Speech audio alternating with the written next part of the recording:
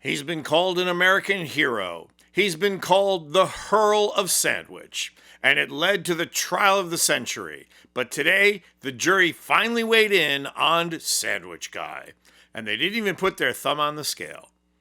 That was a deli joke for all you youngsters out there. Sandwich Guy, otherwise known as Sean Dunn, was hauled into federal court for turning a Subway sandwich into a lethal weapon. At least that's what Trump's DOJ tried to convince a jury of. I'm going to discuss their verdict in just a minute, but first, I want you to be the judge. Here's video of Sean Dunn in action.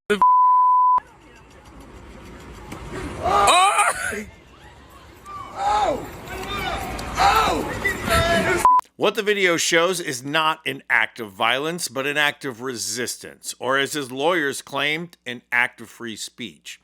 But box wine expert turned U.S. Attorney Jeanine Pirro tried trotting out her tough guy act and charging Dunn with assault. An individual went up to one of the federal law enforcement officers and started jumping up and down, screaming at him, berating him, yelling at him. And then he took a Subway sandwich about this big and took it and threw it at the officer. He thought it was funny. Well, he doesn't think it's funny today because we charged him with a felony, assault on a police officer. And we're going to back the police to the hilt.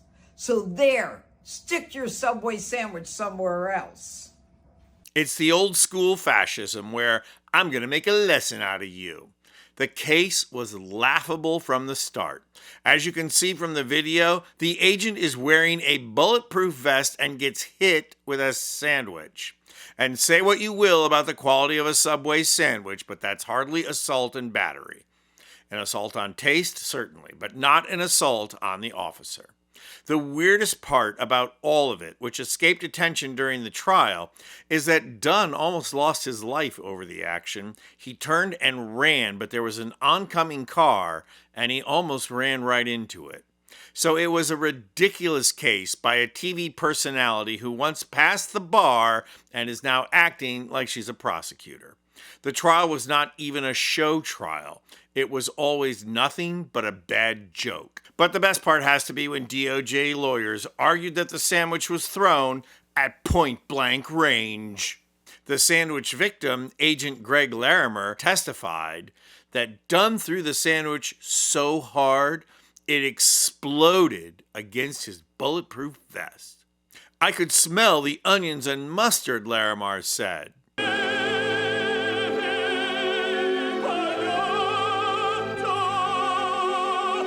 It's also reported that the jury laughed several times and had to be reprimanded by the prosecutor, who insisted that this was serious. They tried telling the jury, "You can't go around throwing stuff at people when you're mad." Yeah, duly noted. Well, the jury thought it was a joke too. They acquitted Dunn, and now he's become the face of the Trump resistance. A word of caution to you copycats out there who may be inspired by all this.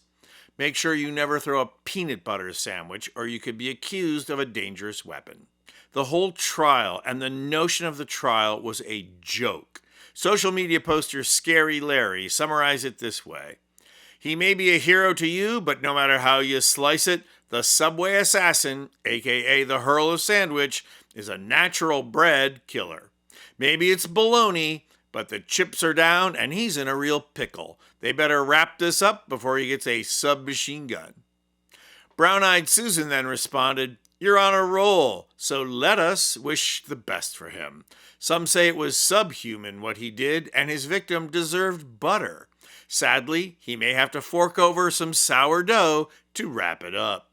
I relish the day this stuff stops." But the serious part of all this was the waste, fraud, and abuse of the DOJ.